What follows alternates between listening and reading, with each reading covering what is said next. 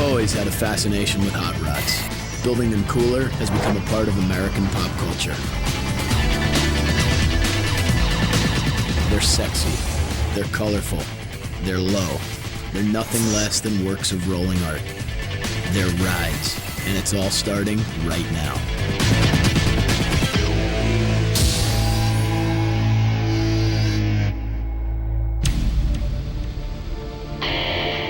We've all seen them. Hot rods. Big tires. Bigger engines. Lots of chrome. And a cool paint job. And they've all been assembled in a place something like this. But this garage builds hot rods like you've never seen. The rides built here define custom cars.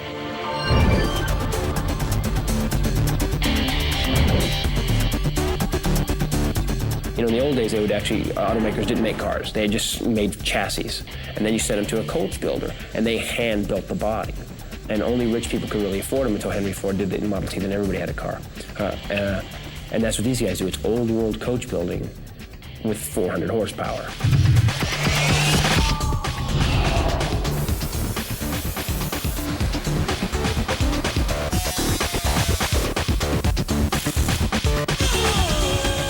These men are no ordinary builders. They're master craftsmen who take months or sometimes years to complete the one-of-a-kind hot rods created here.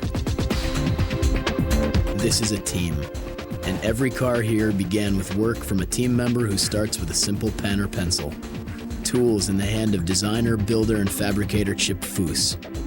Foose creates the cars that zoom through our dreams.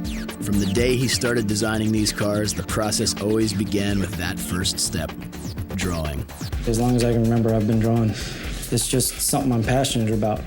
But as much the drawing, I like to be out in the shop building stuff. He's the youngest man ever inducted into the Hot Rod Hall of Fame. His influence in the car industry is there, whether you know it or not. I also do work with the manufacturers, some of the bigger car companies, but that's confidential. Chip's incredible. He could hit everything. He can weld, he could cut, he could do everything on the cars. He's not just a designer. He's 100% on a car. He could build one by himself. He doesn't need any help. You know, he's just got so many projects he has to bring us in, or else he'd probably do them by himself. Some of those projects currently being built. First up, a 36 Roadster that will ultimately require 10,000 man-hours and will revolutionize hot rod design. A 3-window coupe with a hand-fabricated suspension and a wedge-channeled body, a classic hot rod that's anything but ordinary. A wedge-section sub-cowl chop top. It's getting an LT4 Grand Sport motor under its hood. You'll see this engine, but you still won't believe it. A Roadster that's in the early stages. This metal buck shows us just how one-off hot rods are really made.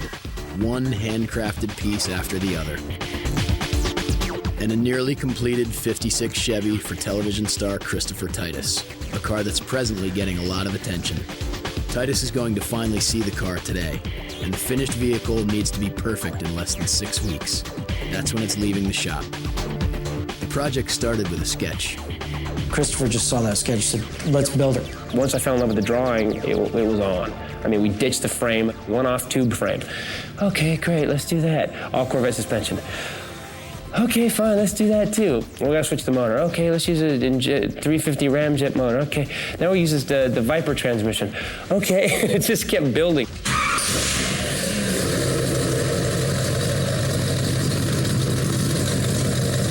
This has got to be a dream come true for Christopher Titus.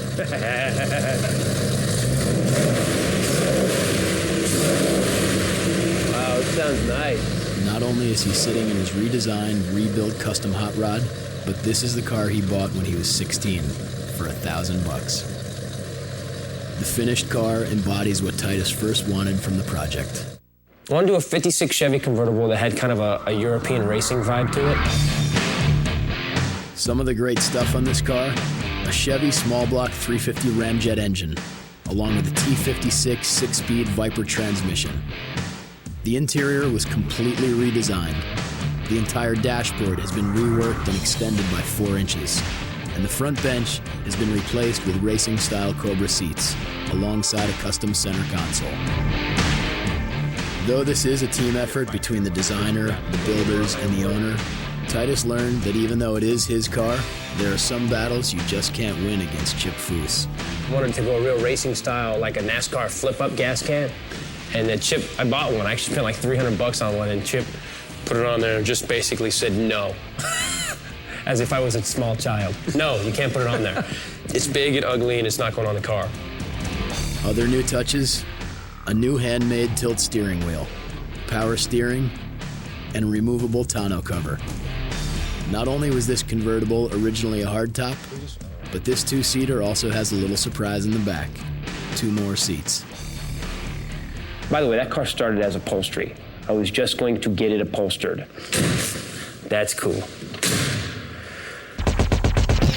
A car this cool doesn't just hit the streets unannounced. It gets a premiere. And where better than at the SEMA show in Las Vegas?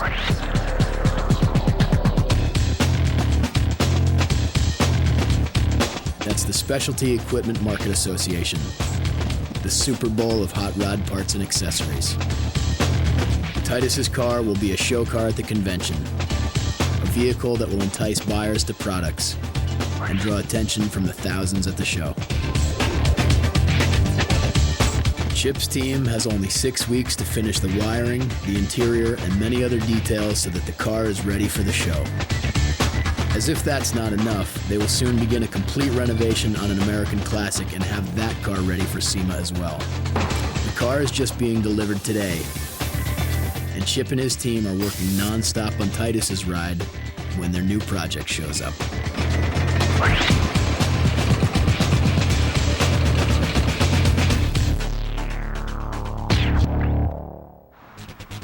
Now that we've met Chip Foose and seen some of his amazing work, we have to ask the burning question. Just what is it about hot rods? It's such an pure American art form and sport. And the same with rock and roll. And that's why the two are just perfect together. It's all just about enjoying your ride, and it's kind of a personification of what you are. While some will tell you it's all about attitude and a certain mindset, others will just come clean and admit that a lot of it is all about a little thing called horsepower.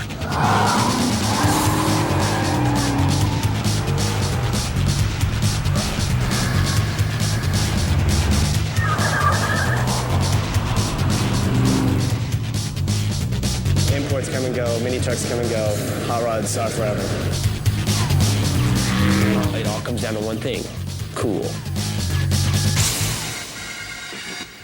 Returning to the activities at Foose Design, we discover what factory vehicle Chip will rework for the SEMA show in Las Vegas.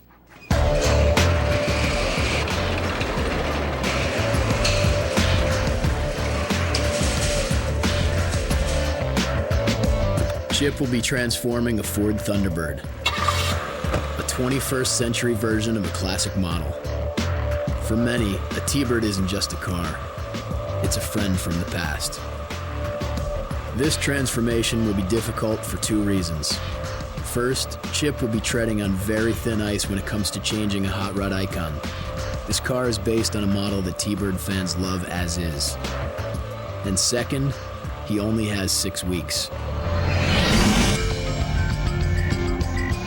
Step 1, Chip checks out the car. I'll look at a car in a different manner than, say, somebody that's looking to buy a car. They're looking at how clean is it, how nice is it. I'm looking at the bones and the lines of the car. Chip has been given free rein from Ford. This project could be as simple as the addition of a ground effects kit or the creation of a completely new car. The first one would be easy. The second would be more fun. My idea is to take a little bit of the femininity of this car and just make it more of a masculine car. To do this, Chip starts with the stance of the car. We may lower the car. I'm going to go to bigger wheels and tires. And try and get all the proportions two-dimensionally here. That, same stuff that we look at in a hot rod. Lowering a car not only changes the look of a hot rod, it improves the handling and performance. In other words, it makes it more like a race car. Chip will also create a new grille set for the T-Bird. He'll redesign the rear of the car, the hood, the fenders, the interior. Of course, it'll get a one-of-a-kind paint job. And just for fun, he's gonna cut off the whole top. I'll probably get rid of the door handles because now there's no top. You'll be able to reach right over and grab the door handle inside, get into the car that way. And that's just the start. In short, Chip Foose will be designing and building a whole new car. I see it as being kind of a four-wheel motorcycle. To go with a new look, he'll be changing the name from T-Bird to Speedbird.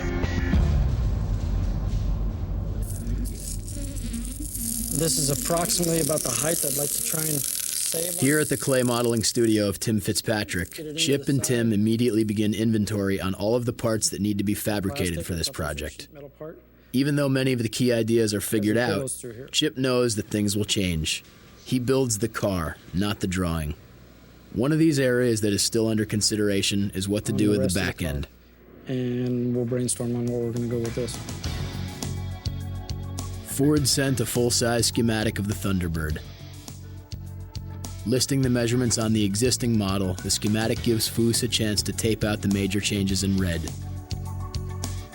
This step helps to ensure that the alterations won't affect the engineering of the car.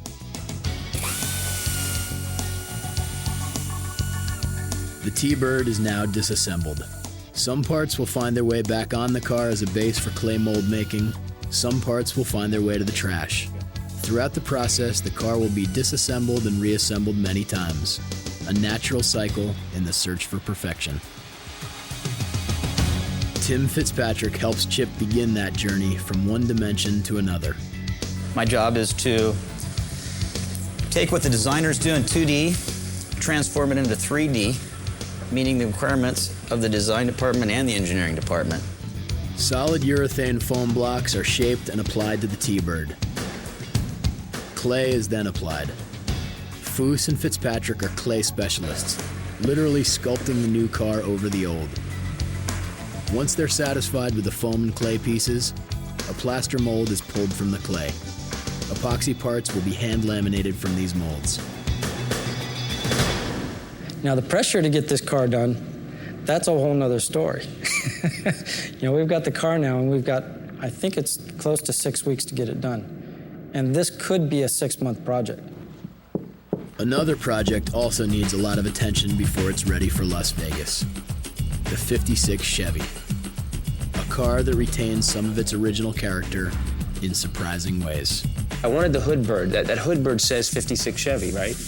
And so we tried to figure out, is there a way to do it? And Chip came up with the idea to put it under the hood in the engine cover. So when you open the hood now, the bird that used to be on top is now set into the engine cover. It's pretty amazing. The bird has a home. The bird has a home. It's a little house. A little bird house. It's subtle but brilliant touches like these that keep the car personal and unique. Like all Foose cars, this vehicle is handcrafted beyond measure. It's clearly a very special car, one that means a lot to Chip Foose. Not only is Christopher Titus a good friend, but Chip was fortunate enough to work on the car with another legend in the world of hot rod design and fabrication. Someone who has been the main mentor in Chip Foose's life. This car has a real soft spot for me because it's a project that I did with my father. Like his son, Sam Foose was born to make these cars. He's a top customizer in the world of hot rodding. Sam's also known as the best metal man in the business. I don't know how he does what he does. I just come in and there's a new metal form thing and it's one piece of metal and it wasn't welded, and how the hell did you make that? Of all the people I know, the most talented fabricator, designer / everything rolled into one package, it's my dad. I learned from him. And we could have just taken any windshield, and just laid it back. But Chip's dad he specifically said, no, I want to use an actual convertible. This is actually the windshield frame out of an actual convertible. So the top goes on, we have the stock latches. So instead of having to bolt it with wing nuts or whatever, you set the top in and go click, and it's on. They borrowed a windshield from a Ford Fairlane, but the doors, the rear fenders, and most of the back end were all built from scratch. See all these pieces right here? These weren't made off of anything. Chip's dad hand-made these. These are all made out of a piece of flat metal. Though only 1/3 of this car is original, that barely begins to tell the story of how a car gets built by hand. This metal buck represents what will be a one-of-a-kind roadster for East Coast hot rodder Bob Smith. I came down one day and knocked on the door and introduced myself, and he was inside welding on a Toyota pickup truck, I think. And I said, oh, great, here's this guy that's going to build my car that's welding away on a Toyota pickup truck. Miles of masking tape will help Chip reveal the shape of the body panels before the sheet metal is formed.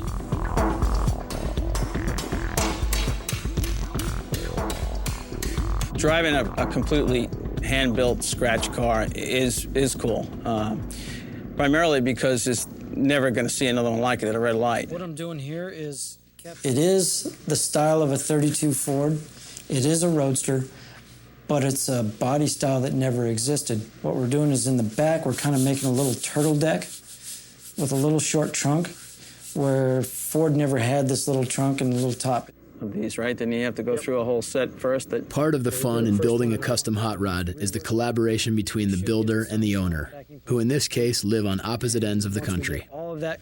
But what I would like to do is then drop in here where we see the occupant's going to be. We can drop down and then have a tray here that looks like fitted luggage with a little leather strap and a buckle. So it has that 1930s European car flavor to it. Yeah, some chrome details. That'd be nice. It's going to be really wild. Returning to the T-Bird, it's time to bring on some of the more drastic moves.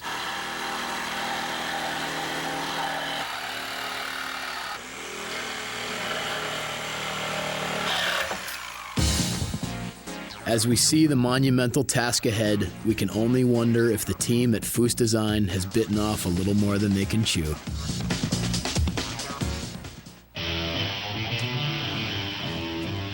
Chip Foose and his team will now put it into overdrive as they work to convert a factory T-Bird into a Las Vegas convention show car. Once he's at that convention, there's no doubt that Chip will be asked a question that he's been asked for years. Where's your hot rod? He's got this car, the Hemisphere, which is a legendary car. I mean, the Hemisphere was a design project he did at Art Center, sponsored by Chrysler. Well, I created a car which I've got sitting here behind me. The original theme was, I had done it several ways, but the model that I chose was a mid-engine car with a 426 Hemi in it. So he's got a frame, he's got the motor, he's got the tranny in it, he's got 2 seats sitting on it, but I've been hanging around it for 5 years and he hasn't spent any time on that at all.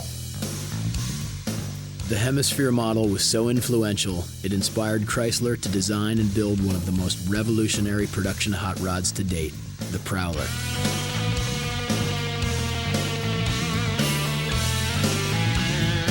I mean, when that car comes out, it'll still be the most forward-thinking thing that's on the road, and he did it 10 years ago. When you're building custom, one-of-a-kind hot rods for the rest of the world, it's hard to find the time for your own dream car. But what Christopher Titus doesn't know is that the Hemisphere is being completed at this very moment, at a very secret, and some would call very little factory.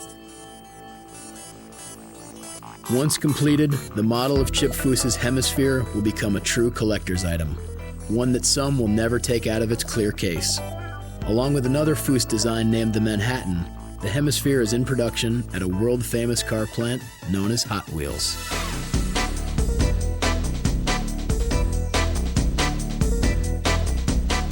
Like millions of others, men like Chip grew up all their lives with these toys, or as many would say, collectibles. Whether you're a collector or just a kid with a lot of orange track, you've surrendered to Hot Wheels and you never really outgrow them. After all these decades, they're true pieces of pop culture Americana.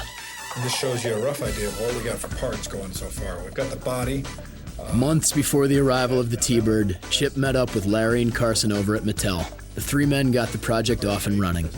Manhattan. The details of the Manhattan and the dimensions of the Hemisphere were all worked out in the meeting. We'll send this to the pattern builders and we'll start to work on it right away. Exciting. Artists and colorists at Hot Wheels got the cars up on the computer screens for even more detail work. Larry and Carson now have exciting pieces to show Foose. the first prototype castings of the cars. These are first shots, of course, unpainted, raw metal, not tumbled, not plated, but just to get an idea of fit and finish and everything, make sure the proportions are correct on these. Oh, these look great. Finished product, be ready at SEMA, so we'll probably be seeing you at SEMA with boxes of this stuff. Excellent. Mattel turns Chip's hot rods into Hot Wheels, and Chip turns Hot Wheels into a hot rod like you have never seen.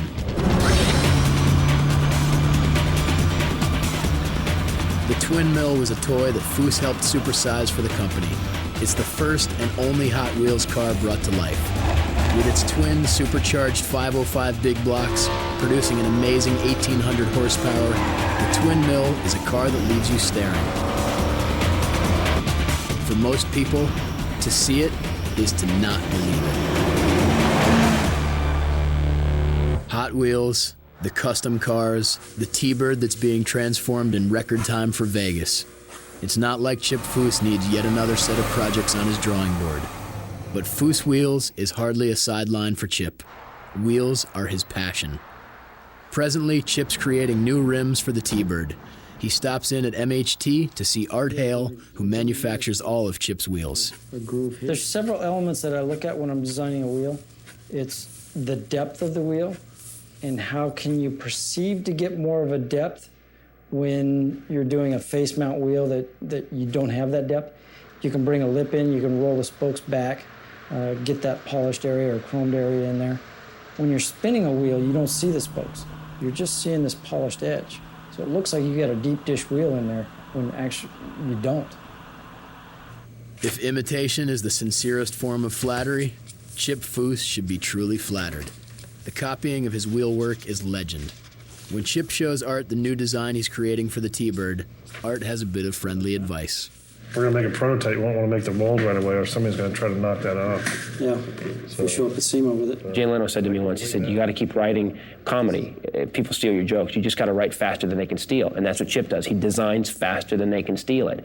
And then they come out with a new thing, and Chip's 2 years ahead of them again. With radical lines and a great design, Chip is eager to see his new T-Bird wheels spun into reality. So we'll cut it out. Chip Foose doesn't design with computers, but computer programmer Aaron Youngerman will spend countless hours calculating Chip's designs. Before long, automated machines work the dimensions of the wheel. Each rim starts as an aircraft aluminum billet block that undergoes a long series of machine steps.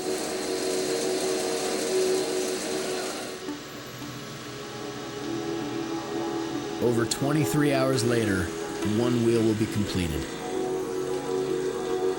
3 days later, there will be a one-off set of prototype wheels.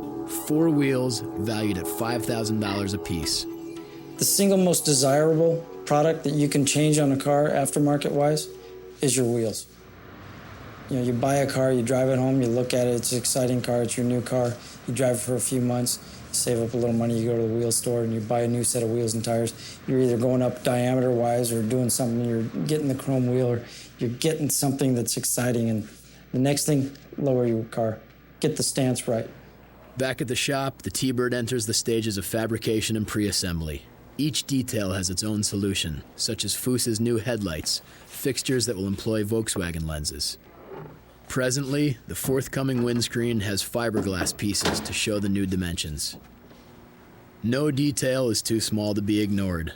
A new brass molding for the hood will be measured and shaped before it's sent out for chrome. Chip meets with many experts, such as Leonard McLaughlin, who will do the engraving on the new fender inserts. An extended member of the family stops by to see what he'll need to bring to the party. Dan Fink builds custom grills. And this is going to be a brush finish, right? Like a satin finish? No polish, okay. Other than the front ring. Meanwhile, drilling begins on the hood. These guys are working at such a high level, they don't just make their own cars, they make their own tools. Nothing more elaborate than cardboard and masking tape helps Foose do some sketch modeling in this stage. He's able to use these simple tools to create patterns for what's ahead. The most time-consuming and crucial step in the building of a hot rod masterpiece, the prep phase. And speaking of prep,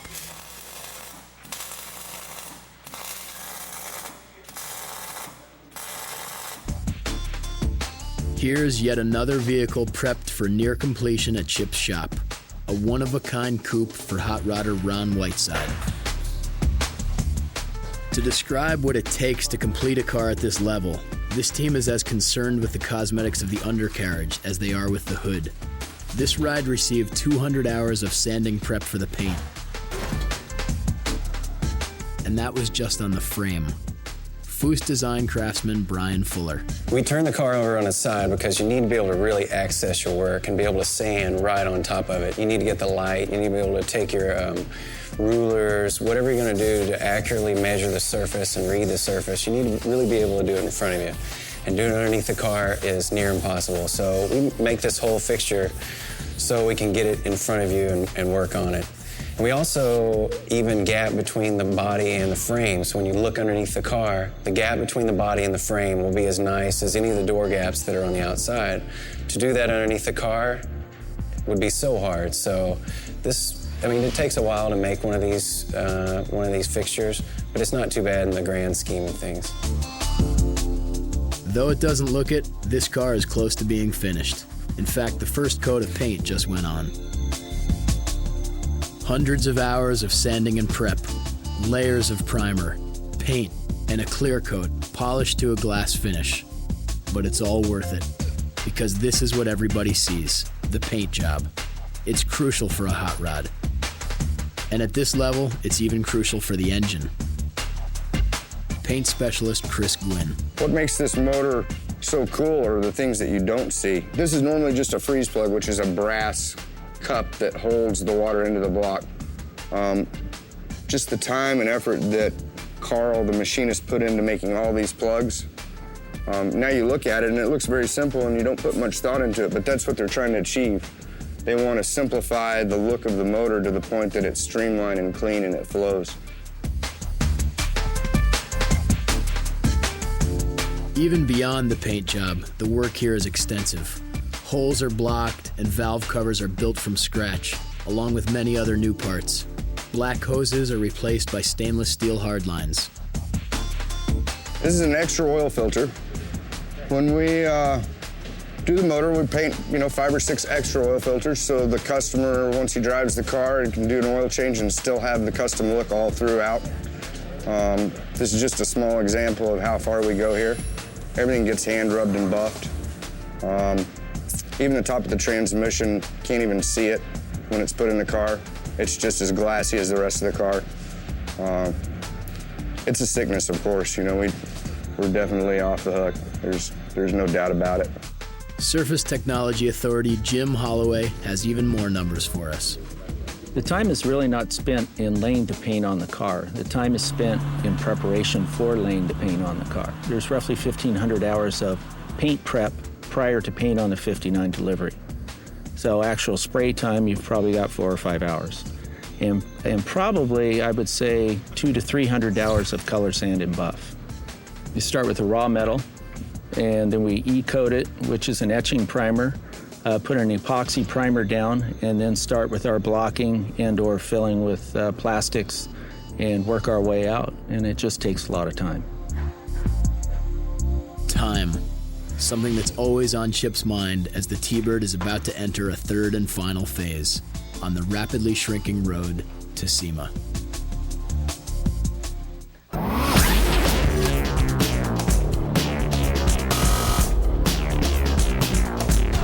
It's a sport, it's a hobby, and let's face it, it's been going on way too long to be any kind of fad. It's hot rods and the search for the perfect custom car. Billions of dollars each year go into the parts, the paint, and the millions of ways in which the new cars borrow from the past and the old cars are made new again. Some trace it all back to the American boys coming home from World War II. Many had newfound mechanical skills and had only one place to apply them, by restoring and souping up old cars. The rest, as they say, is history. Each year, the world of hot rods and custom cars grows larger, and so do the stakes in the official competitions. The cars of Chip Foose have won many awards. Those who know his cars know it's about time and details. Being recognized by your peers is a great thing, but designers and builders like Foose are driven by something bigger than the nod of a judge. Chip Foose works at the level where you find true art in the results. We're not finishing these cars just for the judge's sake. It's that emotional attraction to a piece of artwork. It's an aesthetic value. You know, when you finish it, like the motor, when it's sitting on the stand, and anybody that walks up to it and looks at it, they're going to have an appreciation for the effort that was put into that motor. It's not just the judge, but now that motor is going to go into a car that same effort went into every piece of that vehicle. And now it is a piece of rolling art. And people, you know, people that respect and appreciate art, they can't help but appreciate this vehicle when it's finished. His cars have won Street Rod of the Year 5 times, as well as 5 more wins for the prestigious trophy known as America's Most Beautiful Roadster. Chip actually does mechanical art. Mechanical art, or as Chip Foose sometimes likes to call it, rolling art. Here's a rolling work of art that will soon compete at the highest levels of competition. A one-of-a-kind roadster built for hot rod enthusiast Ken Reister.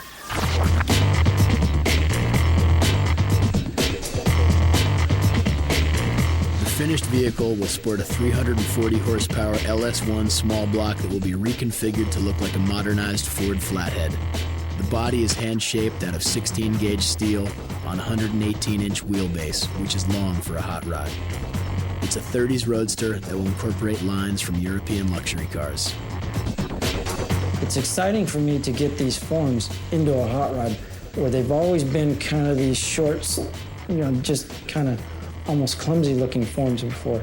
This car's got real graceful lines, and I think this car's going to really change the way people look at forms in hot rods. Here's yet another upcoming car with a unique design. A 3-window coupe for hot rodder Chuck Svados. When you look at Chuck's car, it looks like a basic 32 3-window coupe if you don't know the car. But when you start to dissect it, it's sectioned down over the frame a little bit. The fenders have been all reworked. It's got a really pretty little Nerf bar coming around the rear with 37 Ford taillights that stick out the back and then the matching exhaust down below. Many will tell you that part of Chip's success is in the subtle grace of his work. It has a grab without even laying a glove on you. I don't try to be trendy with the design. I try to just make it real good, clean design. I don't want a car to slap somebody in the face and be so unique that you're grabbing attention because it's different. That's easy. If you're grabbing attention because it's good, you're going to grab attention for many, many years. So I try to make the lines of the car so that they've got a rhythm to it, they've got a flow, and my goal is 10, 20 years from now, I want the car just to be as fresh and clean and exciting as it is today. A Foose design has found its way to the shop for some very special touches. Hot rodder Bob Smith is putting together yet another roadster based on a 32 Ford. The finished car will have a supercharged V8 motor under its hood. While much of the car is being put together elsewhere, Smith has brought the vehicle here, just so the headlights can have the subtle touches that Foose design is known for.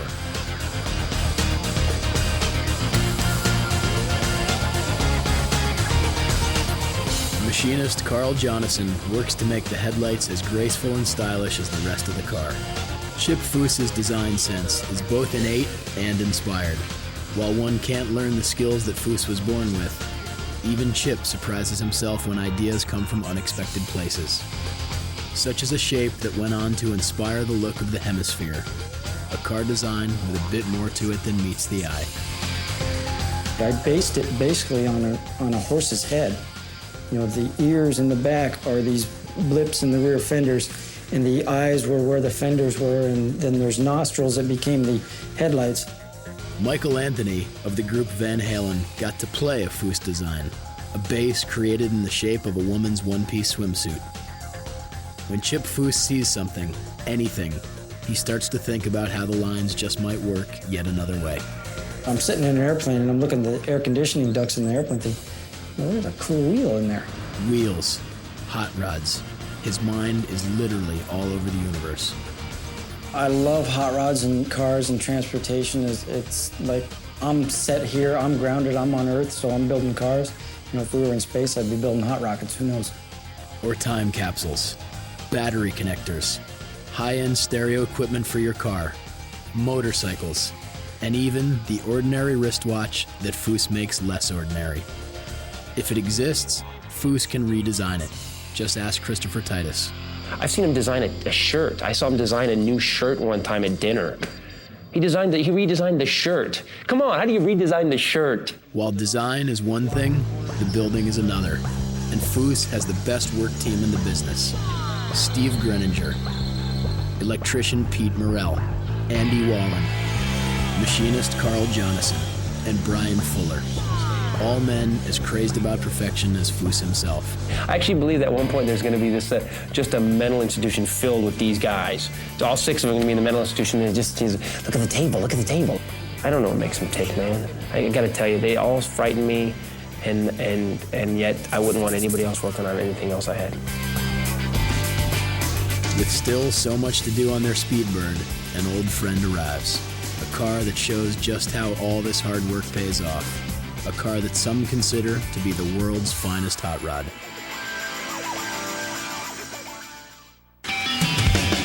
When you're an award-winning hot rod designer like Chip Foos, you make it look easy, even with a grueling deadline looming on the horizon. As Chip and his team work to beat the clock, Chip remembers that there are some steps that are pretty much par for the course. There's the getting started part of the project that's fun, and getting it all done two-dimensionally so that we can go to three-dimension. Then the initial three-dimensional stuff is great, that's exciting, and then it's boot camp. Boot camp, the time when the enthusiasm for those first designs has been replaced with the knowledge that the glory will be in the finished details. Details that will take hours upon days. Days this team might not have if they want to get to SEMA on time. Well, today is Monday. The car is supposed to be shipped on Friday. We will finish sanding the final primer tonight, get it back in the booth. I've still got to mix the final color. We'll get it sprayed tonight. We'll start color sanding and buffing parts tomorrow. Wednesday it goes to Eibach, get some springs put on it to lower it. The wheels and tires should be here tomorrow, so I can get those on it before it goes to Eibach, so they're fitting it to the final wheel and tire. And then it's just all assembly. They're not just completing a puzzle. They're still making many of the pieces as they go along. These are headrest extenders for the tonneau cover. What we're trying to do is tie the back of the seat into the tonneau cover here. And we've made these out of a urethane foam, which is very easy to shape and modify. We were originally going to mount them a little bit rearward on the tonneau cover. We decided to slide them up, tie them into the seat a little better. So we've added these extenders. We're actually going to drop them over the edge of the tonneau cover, giving us a much cleaner look and pulling it into the interior also. How are you planning on finishing off the inside? One major piece is that one-of-a-kind acrylic windscreen, a wraparound appliance that has to be shaped and cut as it's installed. We've got something I think I like. Before I cut that, we'll push it outside, get away from it, look at it. I'll have the proper wheels on it. It'll be lowered. You know, we may cut that glass on Friday, just before the car leaves. One of the distinguishing features of this car is the windscreen. It's a speedster, and there is no top. It's a four-wheel motorcycle, so it's, you know, you're out there with the elements. We started out with the fiberglass parts on the car. Off of those parts, we made a mold, fiberglass mold. We used AdTech high-temp epoxy resin. It's moves around very little, distorts very little. It's very safe, too. You don't need extra protection, mask, fresh air, that stuff. It's a very nice, safe material to work with. After we made the molds, we sent it to Aeroflow. Aeroflow takes a piece of plexiglass, heats it up to approximately 300 degrees, puts it in our mold, and sandwiches it, lets it cool down, and then we get our windscreen out of it. It's still being created even after the first coat of primer has been put to the car. Meanwhile, Dan Fink is able to put the finishing touches on his new custom grille. Do you like the wings going up, or do you think we ought to try and taper them down? We need to cut the wings and make them parallel. Make the end of the wings the same level as one of the bars. I think that'll look good. It'll actually look like the wing is part of the bar. Right. Dan's Bar and Grill. It's pretty good. I like that. Along the way, Titus sees that plans have changed here and there.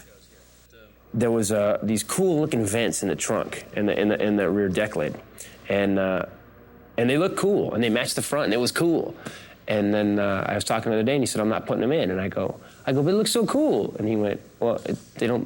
Why would you vent the trunk, you know? And the car looks better without them." For those of us who don't understand their process, it seems impossible that the team will get this car done in time, especially when you know what Chip expects when it's all done. The ultimate compliment to me is when they're looking at the car and their first question is, well, what did you do to it? And the reason that they're asking is it all looks factory. There's not any one thing that's jumping out. It's not like walking up to a car and looking at it, hey, nice fender flares. You know, it's all so subtle and looks like it was built by the factory. That's the look that we're looking for here. As far as completing on time, when asked if he knows something we don't, Chip has a simple answer. I know this team, and everybody here will put 100% into it because they don't want to drop the ball. With so much already on their plate, a car that Chip finished a while ago shows up, ready to be detailed for Las Vegas.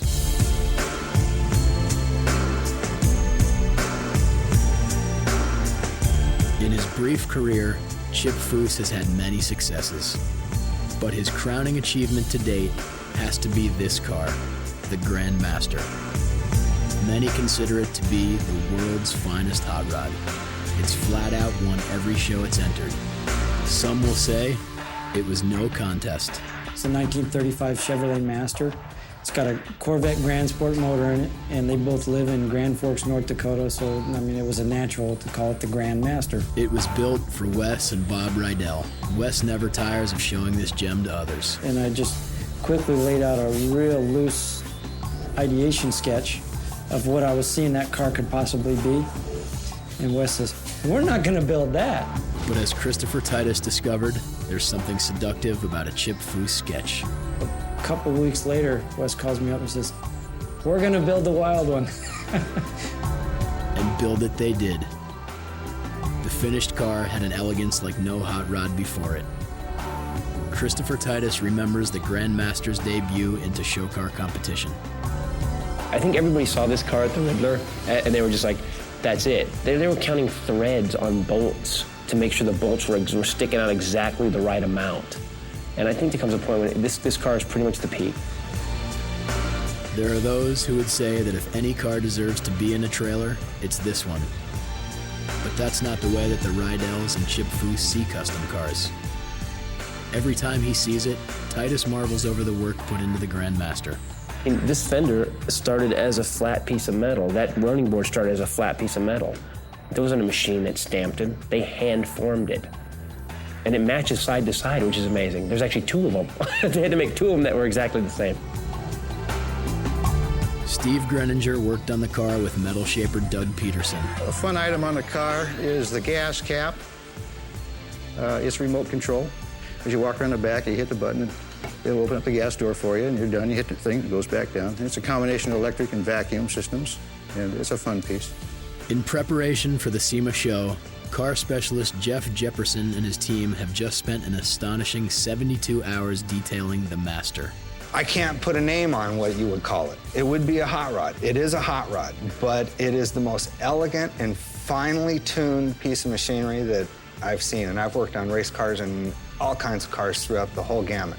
Like many who know quality cars, Jeff can hear perfection just by the simple closing of a door.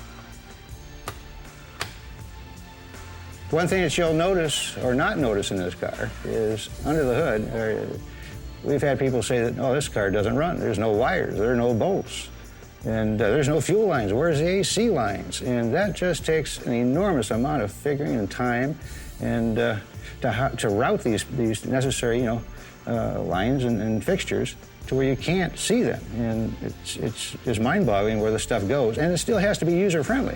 When you've worked this much on a car of this caliber, it's easy to see how it can almost become a part of your family. All my life, my dad had told me that you don't build trophies, you build cars to drive.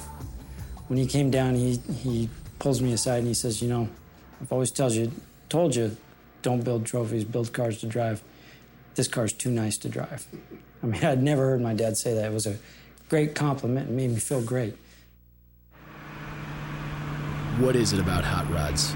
After all, they're just pieces of metal. How can so much steel and rubber bring so much emotion to these builders? Maybe it's about all the time that has to be applied. Time that results in leaving a piece of yourself in that car. This is the jewel of the Nile to me. I mean, this is the pristine automobile. I mean, every piece, the steering wheel's handmade. And it's just a piece of me. If you really got into the details of this car, it's just a beautiful lady, and I'm very attached to it. Ask me another question. Returning to the T-Bird, with SEMA only days away, the Speedbird looks as though it's months away.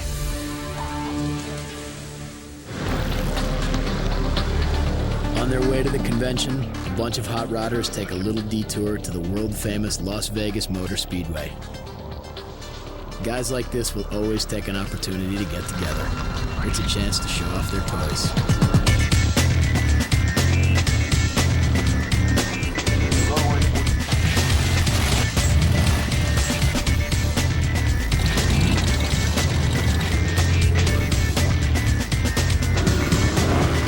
Attending his first SEMA show, Christopher Titus can't wait to see all those custom cars. In LA especially, you can have a Bentley, you can have a Lamborghini, you can have a Ferrari, and there's one on every corner. But to pull up in that 56 Chevy, there's not going to be anybody that's going to have it. And when Charlie Sheen comes up to me and goes, "Man, where can I get this?" And I go, "You can't. Go buy another Bentley." Christopher Titus's custom car was built in Southern California. SEMA is in Las Vegas. Upon delivery of their rolling piece of art, most people would transfer their car in a trailer. But not a true hot rodder like Christopher Titus. You know, the guys that put the cars in trailers, what? You're a loser. This thing will never see a trailer. This 56 Chevy will never see a trailer.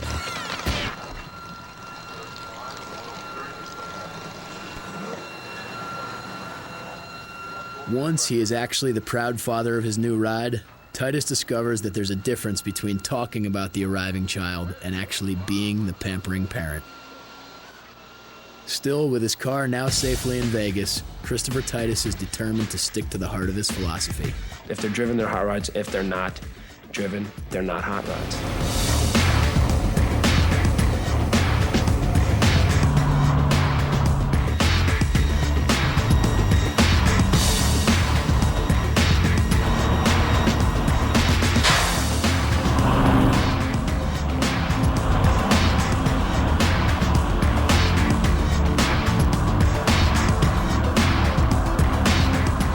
Takes his car, named Once a Night on the Speedway, joined by the Twin Mill and the world's fastest small block Chevy. The whole crew is awaiting the new arrival.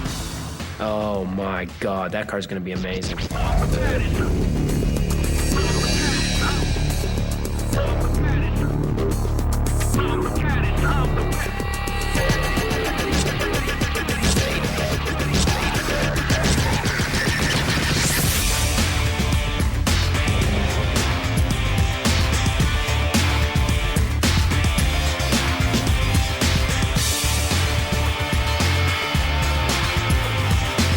After 150 drawings, 300 pounds of clay, 4 coats of primer, and man-hours into the deep thousands, the Speedbird has flown from the nest. Hey! What's going on here? If it goes on a car truck, it's here. It's SEMA, and it's been here since 1967, back when it was first called the Speed Equipment Show. It was then, and still is now, all about one thing: what it is that we do to our cars. All the stuff, the gear, the gloss, everything that makes them faster, more colorful, and of course, more cool. It's host to more than 85,000 auto industry people from around the world. One of the stars this year is Chip Foose's Speedbird. Within hours of its arrival, the car receives the Best of Show award. Well, when I saw the T-Bird, it was a complete 2002 model. And then when I saw it here, when I got to the show, I was just kind of overwhelmed. I thought, wow, what a great design, what a great execution of it. I think that it still embodies the essence of Thunderbird. It looks like it's in motion, just sitting there. And Chip is a very influential individual. Has got great ideas, has won many, many of the awards. With another award under his belt and a convention center filled with car fans, Chip grabs a few handshakes from friends and then goes off to see the show. Before that, he signs posters for fans who are eager for some Chip Foose wisdom. Do you have any advice for me? Just draw. It's all mileage. Just the more you draw, the more comfortable you're going to get with doing it. And once you know how to get your ideas down on paper, then you get to concentrate on design. He's inspired me to be a car designer and get into that whole field, and that's my life.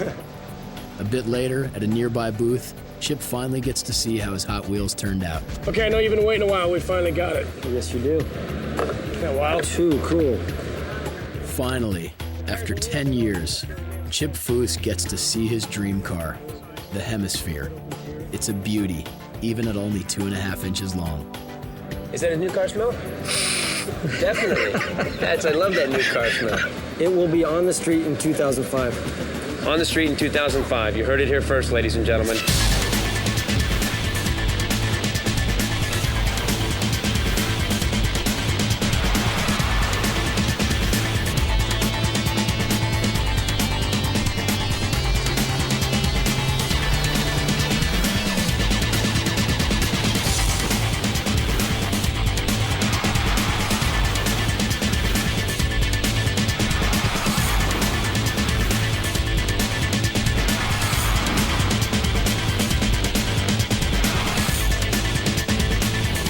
Whatever's next for Chip Foose, there's no doubt he'll go on to build cars that are undeniably cool, constantly stared at, and forever in motion, in the wild, amazing world of rides.